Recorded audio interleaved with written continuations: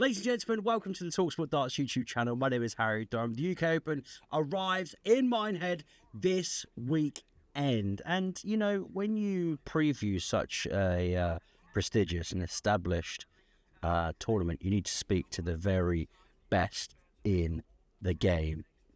Barzy, Philip, we ain't done this for a little while, and it's always good to be in your company. I was listening to the pod. I was in the gym yesterday, surprisingly. I was listening to the online darts pod, and it was just getting me in the mood, matey. The FA Cup of darts. Did we do a good job of enticing you in? Yes, you did. You always do. You boys absolutely smash it. That's why I listen to you every single week. But whilst I was doing my bit on the bike, 30 minutes on the bike, I was just, sweating and ready and buzzing for the UK Open. How you feeling for it? I love it. Look, the FA Cup of darts, it's just the most unique tournament, unpredictable tournament, because you could win it in the most ridiculous manner. You could go through Luke Littler, Luke Humphries, Gerwyn Price, Michael van Gerwen, Gary Anderson to win it. Or you could go through Jeffrey Sparenans, Andrew Gilding, Jeffrey de Graaf. And I'm not being disrespectful, I'm just talking about levels in the rankings, because it is so unpredictable. You just don't know who you're going to get. Your prep time is all over the place. Most people love 2.5 to 3.5 hours prep time unless you're Luke and you just rock up and do what you want. But when that draw is done for round 4 at approximately 4:30, 5 o'clock, you might be on first. You might be on last. The session might overrun. You might only have what you call like an hour and a half's proper preparation. It is just brutal. You've got the multi-board room. You've got Reds, which is incredible. The main stage, look, it just has everything this tournament. I can't wait. We'll get into who you obviously think is going to be sort of pulling up trees down in Minehead, but something that's so alarming, and we all knew it was going to happen, the plummet of Dmitri Vandenberg. Just talk us through, is it 30% of his prize fund? Obviously, the PDC prize fund goes across 2 years. I think off the top of my head, £110,000 Dmitri Vandenberg could be losing. Yeah, well, currently, Darts Rankings have already taken that money off, and he's plummeted, I think, 37 in the world, which is unheard of. Look, he is a major winner. He's won the World Match Play. He's won the UK Open. Dmitri is an incredible player. However, over the last 2.5 years, there have been issues. And most of them, Dmitri says himself, have come away from the board. He tries to keep his private life private, which is totally, I totally get and respect that. But when something is so far amiss, that spills into your professional life. These guys are living it out for the whole world to see, and he hasn't been right. He hasn't been himself, and I'm not sure at the moment he knows how to fix it. Look, Dmitri, he's a good kid. Fundamentally, his throw was always one of the best. But even that looks to not be right at the moment. And I'm not sure he knows what the answer is. And I'm not sure other people around him can help him, because no one knows what that answer is. So, look, his tour card I don't think is in danger unless something radical happens this year. But certainly the year after, he's in massive danger unless he can correct this slide. And there's no signs of it is the issue. We've seen him on the Pro Tour and the European Tour qualifiers. The averages just aren't there. The performances aren't there where you can go, oh, hang on a minute, Dmitri might be back.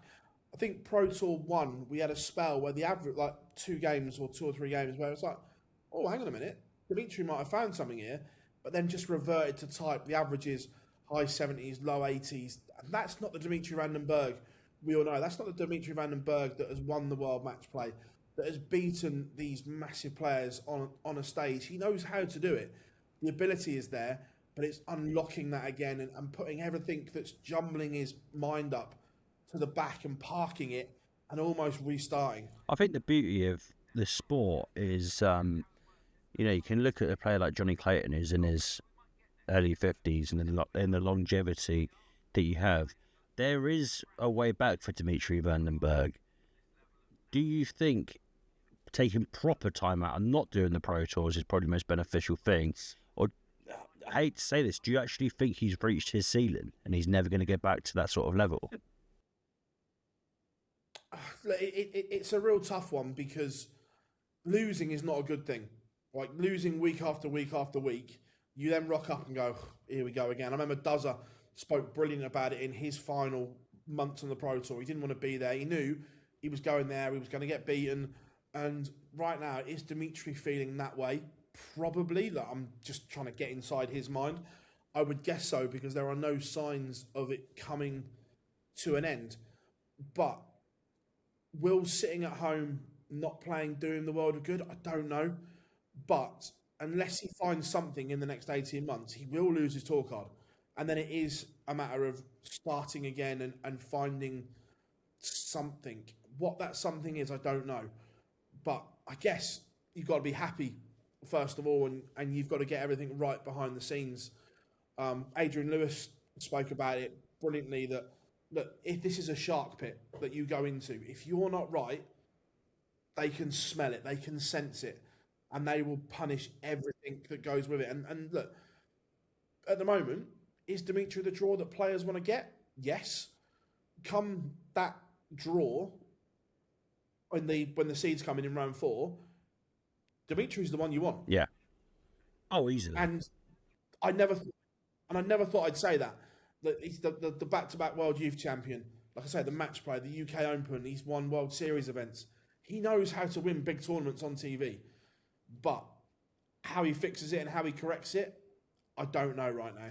I think the beauty of the UK Open, like you sort of touched on at the top, is if you do get a really, really good run, then you could have a real outsider who actually winning the tournament. Like we say about the FA Cup, we've seen it in history where there have been giant killings. I can remember 2014, Hull City, I think they were getting relegated or they're in the Championship. FA Cup final. Millwall 2003 off the top of my head. FA Cup final against Manchester Portsmouth United. in the FA Cup under Harry. Portsmouth as well. What was that, 2010? I think, against Chelsea. But, mate, this is just like the beauty of it. Obviously, you get journeys at the Worlds, but really, Minehead, I'm going to ask you to pick someone out. I know that's so hard with every single player that we've got. But, Barzy, first name that comes to your head of someone who could go on a little run that we're not expecting, could get to, say, quarterfinals. How far down the rankings do you want me to go? Is this outside of round 4 or the lower end of round 4 down? This is outside of round 4.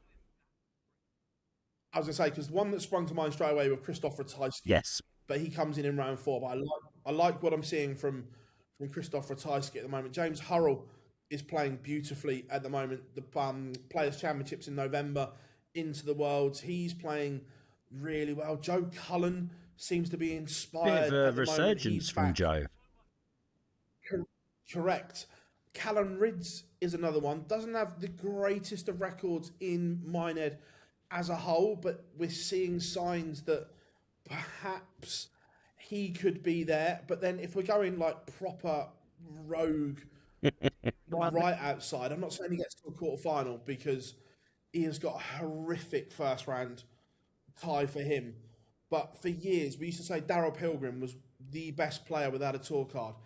Didn't show it last year, but at the start of this year, we're starting to see the Daryl Pilgrim that we all wanted to see on tour.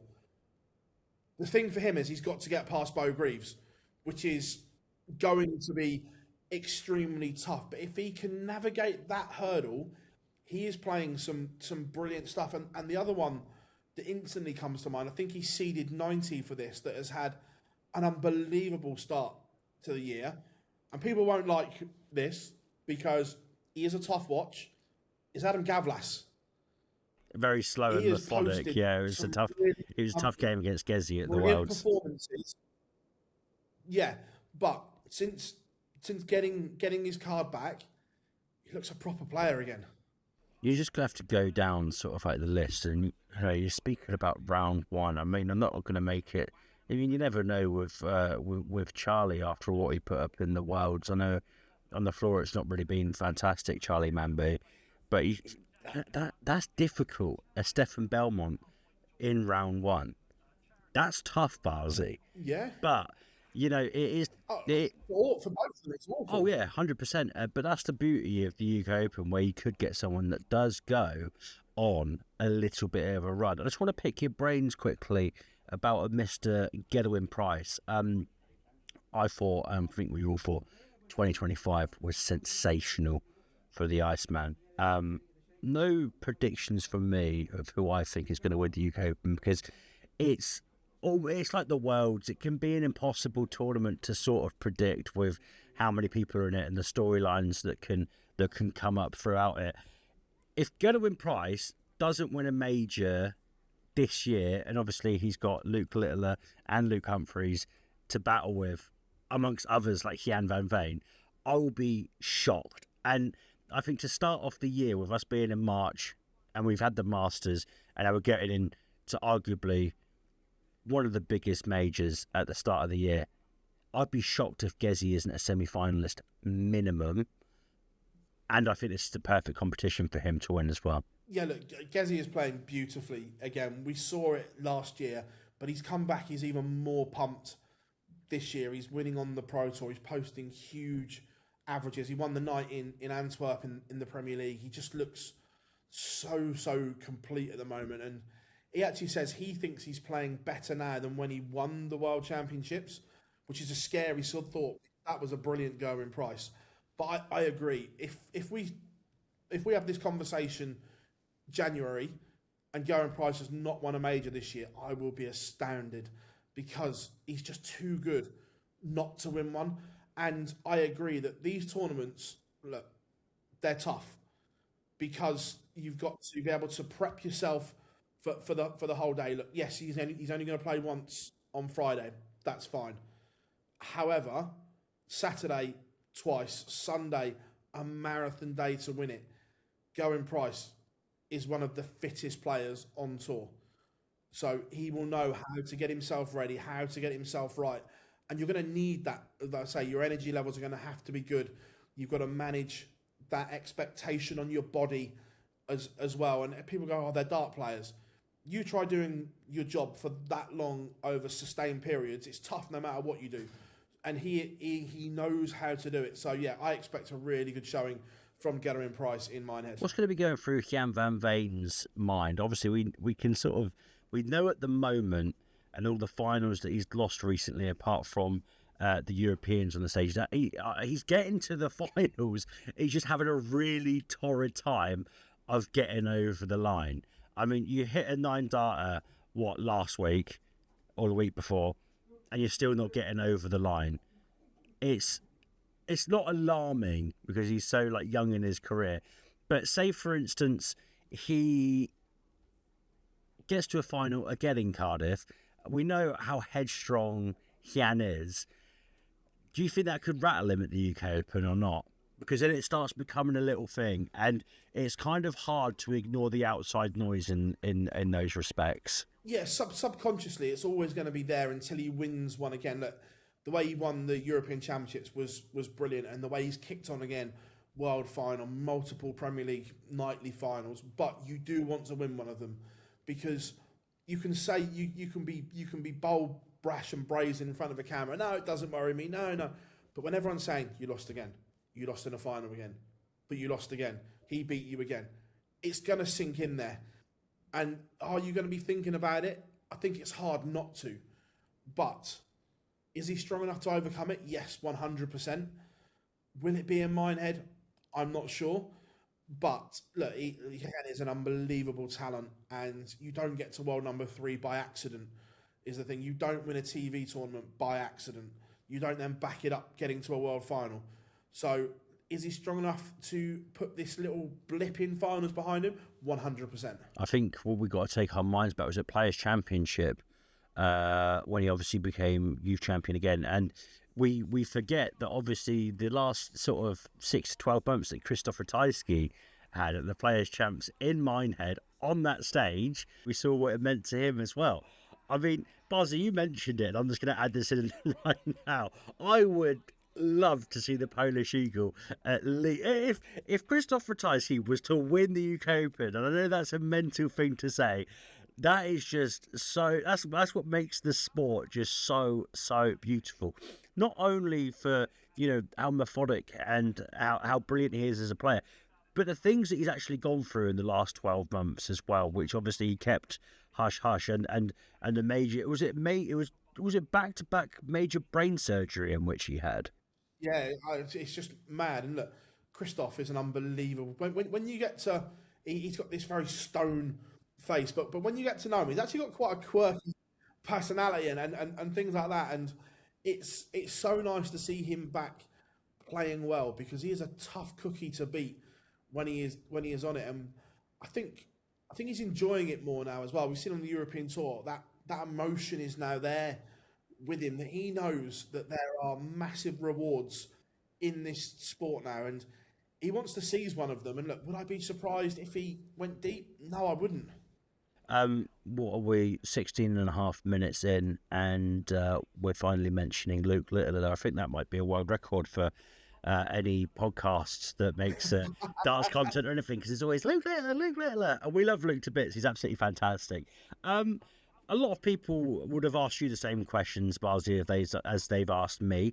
Why is it that Luke Littler can go and win in Krakow, can go and win in the Middle East, can go and win £1 million at the World Championships, but he can't do it in the Premier League? People saying to me, is Luke Littler actually washed? And I say, you do not know a single thing that you're talking about. You do not believe the things that are coming out of your mouth.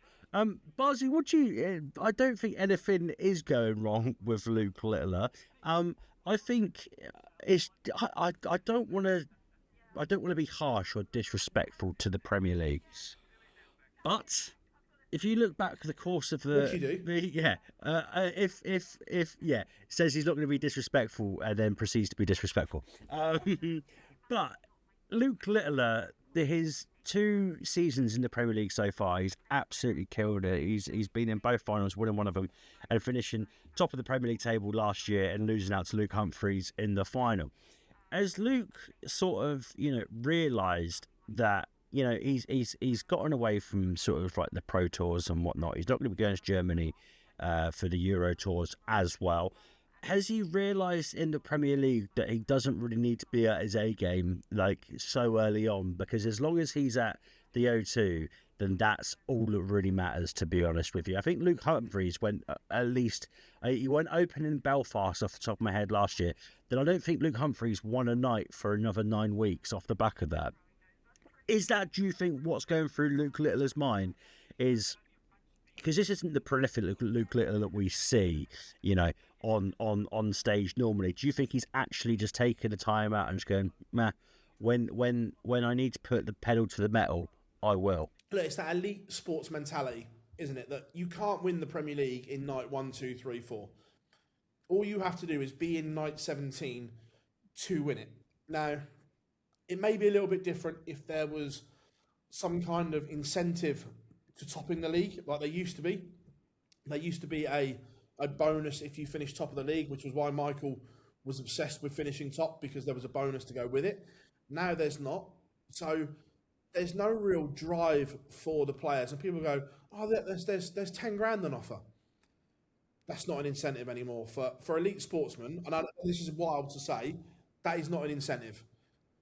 Right? So they all know that they've just got to pick up points here and there. And look, if Luke was still outside the top 4 come week 11 or 12, do I think we then see a supercharged and focused Luke Littler? 100%. But right now, he knows he can't win the prize, and arguably he can't lose it either. Because 5 points for winning a night, he's more than capable of winning 2, 3, 4 nights on the spin if he needs to. We saw that in Krakow on the European Tour. Hang on a minute, there's a title on the line here. Bang, the focus was there. And look, yes, it is a dangerous game, because at some point, no matter what sport you're in, when they go to the well, at some point it won't be there. Right? You can go to the well once too often and it's not there when you need it. So look, he's just got to keep himself intact. Look, will he pick up points Yes, but he knows he can't win the Premier League right now. There's also this is mad that this is how we're judging Luke. There is a slight chink in the armour, in my opinion, and I'm not saying that there should be, but there is, where he's finding it difficult to deal with hostile crowds. Now, forget how young he is, and he's not had to do this. So he is learning on the job, and people will say that the crowd shouldn't do that. And I agree, they shouldn't be whistling and so on. But in my opinion, we're never going to change that. So the players have to learn to deal with it. I thought, now, yeah, go on, sorry. At the moment, they were on his back in Belfast, and it showed. You could see he had the raging up with it. It's happened in Germany on the European Tour, the World Cup. Now, they are things he's going to have to adapt to be 100. Like, it's 99 at the moment, but that 1% that if you can turn the crowd against him, perhaps you can get him. Yeah, and it's a weird one, isn't it? But I guess if you're getting that sort of hostility in the Worlds like he did, was it off the back of the match with Rob Cross when he was getting booed? But yeah, I guess when it's like actually, I don't think nightly wins in those sorts of scenarios really bother him that much, because I think that's a case of, yes, the crowd. I don't think they do either. Yeah, I think it's the case of, yeah, the crowd's getting on his back, but it's almost like you're getting Luke Littler at 75% as well. So, but if you've got Luke Littler who can, turn down all of the noise, and Barzy, I think, our good friend Colin Lloyd he always, goes on about me respecting the tour. And I know, obviously, things have changed over the last 20 years. Phil Taylor always respected the tour. Luke Littler and Luke Humphreys, and when Xian makes more money, and Michael has this luxury, and Gezi probably has this luxury as well, you can pick and choose what you want to do, because the money is always going to be there, in the sense of, it's not just prize money that these players are making. They're making a fortune on exhibitions. And if you're doing 2 exhibitions a weekend on a Friday and a Saturday night, you're fine. You're all right. I think it's just a case of Luke Littler realising, it's not needing to be done until later on. But if that counteracts itself and doesn't work out, Barzy, then it'd be mental to think, and obviously he's only been on the real PDC scene. This is like arguably his 3rd season. But it'd be crazy to think that if he doesn't pick up those results, that he won't be at the O2. And the other thing that really springs to mind to me with this in the Premier League, if Luke Littler then turns round and says, listen, I've done the Euro Tours, I'm not enjoying it, I'm not enjoying the Pro Tours. What if next year he turns around and goes, not fancying the Premier League, I think I'm going to have a year out? I understand that obviously the Premier League has always been a very attractive product, but how the world has changed and how the darts world has changed around Luke Littler, it loses a lot of attraction. I'll still watch it. Don't get me wrong, a lot of people will still watch it, but the ability in which he has to draw in crowds and viewers is scary, and I don't think that's outside the realms of possibility next year. If that was going to happen, that's pure hypothetical. No, I agree that he is a massive draw, but. And this isn't just darts, this is anything. The sport is never bigger than one person. No, of course. The sport has to survive and thrive. But can you not see what I mean, though? How that would hamper the product a little bit? I get it, but I don't think he'd ever walk away from the Premier League, because it's in front of those massive crowds in those massive arenas. That he buzzes and feeds off of that atmosphere. The Pro Tours, I get, he hates it. It's sterile, it's boring. But up on that stage, he can be Luke Littler, the showman, which is what he's all about. He loves it up there. That's his arena. That's his time to shine. So look, I don't think he'd ever say no to the Premier League. I think there's only one person that does that. Yeah, Mr. Anderson obviously going to his local of Minehead, so not a tough travel for Ando this weekend. I just want to sort of pick your brains a little bit. Obviously, you've got some players that are coming into this in such fantastic form as well. James Wade, who had a tremendous 2025, and some parts he was unlucky to not get called up to the Premier League. If he had a longer World Championships, he definitely would have been on the roadshow, but that's just how it goes. Ross Smith, decent on the floor. Vessel Nyman at the same time as well. I think someone like Vessel, he has looked very, very nervous on stage, and it's probably a case of sort of figuring that out. Obviously, you mentioned on the pod about Karol Sedlacek. It's just, I love seeing the old boys like Karol Sedlacek being up there, Barzy. Buzz, something that you mentioned on the pod the other day, which obviously I wanted to pick your brains about before we finish up. You and the boys, I don't think furious is the right word, but very underwhelmed in the sense of round one prize money. We've got a lot of qualifiers coming into the UK Open, which has always been the case, and it's a really beautiful thing. If you're coming up through Riley's, the opportunity of amateur darts players to be playing at a major and on the main stage. There's not really many sports, and if you're thinking about the FA Cup in football, if you're, a seventh tier football team from I don't know, Scarborough or something like that, it's the beauty of it. But people, if you break it down to its bare bones and no round one prize money, there's going to be people that aren't making the money in which a lot of these players on tour are making. And I understand that it's a privilege and an honour to be able to do this. These people are potentially giving up work for the weekend, so they could be out of pocket for what they're actually doing this weekend. Need to pay, if they're coming from, say, the northeast, need to be able to pay travel and also accommodation as well.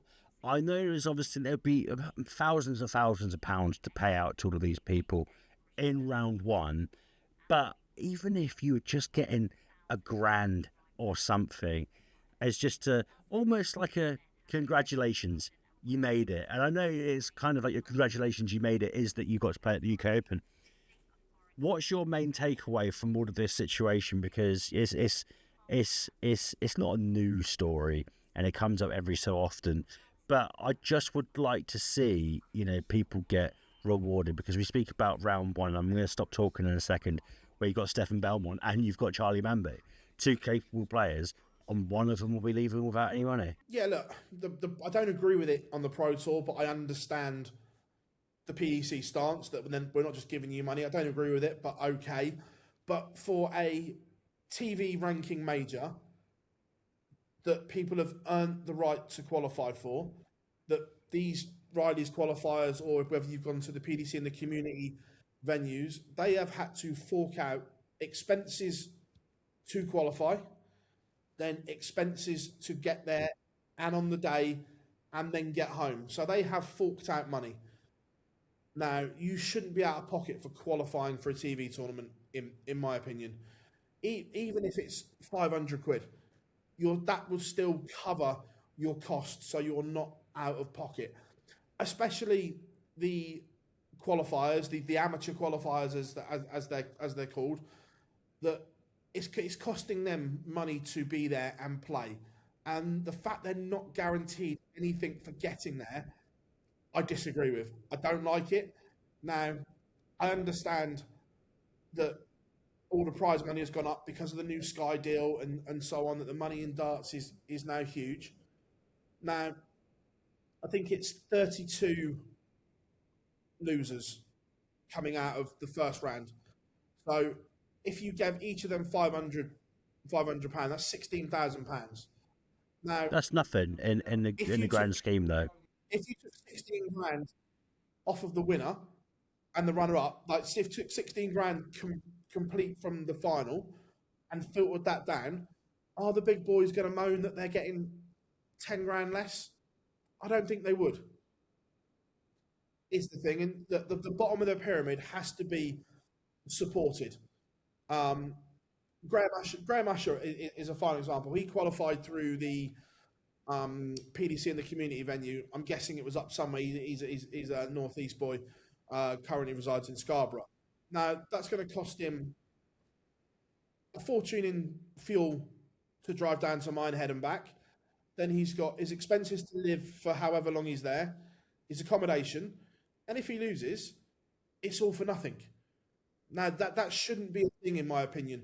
That there should be some prize for being in the finals of the UK Open, and I'd like to see that change. Going back a few years, it used to be rounds 1 and 2, so we've got it to round 2 at least now. Would I like to see that even more to round 1? 100%, because ultimately we call it a professional tour, and this is one of the majors of the professional tour. Players should be rewarded for being there. And you touched on Charlie Manby and Stefan Belmont. If Stefan Belmont loses, he's had to get flights and everything as well. So it's probably cost him a small fortune to play in the UK Open. Well, it's probably cheaper for him to switch. He might get nothing for it. Yeah, and we're getting into different issues now of societal issues. It's probably cheaper for Stefan to fly from Switzerland than it is for Charlie Manby to come down from Huddersfield. So, you know, two quality players on their day. It does need looking at it. Oh yeah, it definitely needs to be under review. It does need. But listen, it's still a fantastic tournament at the same time. I think it's just I love it. No product is ever perfect. There's always sort of like little bits and pieces that we need to change. Barzy, I've got one more question for you. 2 more actually. Kick us off. The first name's come to your head. Who's winning the UK Open? Who's winning Premier League Night 5 in Cardiff? Who's doing the business? Oh, Luke Littler wins in Cardiff. Gerwyn Price wins the UK Open. Mate, I'd absolutely love to see it. Imagine if you got, obviously I want Littler to win, a couple of nights in the Premier League, so I want him to be at the O2. Imagine a Gezi doubleheader going, like the amount of games, the amount of darts matches that, all of the Premier League guys, judging on how far they get in the competition at the UK Open, how many legs of darts they will be playing. Barzy, why now? I said to you I was going to give you a little announcement, and I'm wondering how you're going to take this. US Masters 2026, Madison Square Garden, New York City. I'll be seeing you. New York, baby. I'll be seeing you over there because I'm going to the World Cup with talkSPORT, mate. So me and you will be able to have a. You doing the World Cup, are you? Oh, you know, mate. I'm just trying to find my tickets for the Masters and try and get into Madison Square Garden because I'll be in New York, and it's the day before England play Panama. The New York Darts Masters and the North American Championship is the Thursday and Friday, then England play on the Saturday. That's correct. So I'll be in the Big Apple for that. So hopefully, I never thought that me and you would be spending time with each other in a country like the USA. But, I mean, we can go for a nice little candlelit dinner. I'll probably take you for a walk through the park as well, walking hand in hand. What do you think? Oh, a bit of Central Park by night. But listen, it's happening, ladies and gentlemen. I mean, we can't wait to be over in New York. Darts and footy is going to be insane. Barzy, thank you so much for your time. I appreciate it massively. Ladies and gentlemen, please remember if you're new, hit to like and subscribe just down below. Do us a massive favour as well. Head over to Online Darts. Check out all of Barzy's content as well. We'll be speaking to the players over in Minehead and also the Premier League as well. And also the Live Lounge on a Monday is literally my favourite darts podcast on the entire planet. So do us a big favour. Subscribe here. Subscribe to Online Darts. Be an absolute ledge. See you later.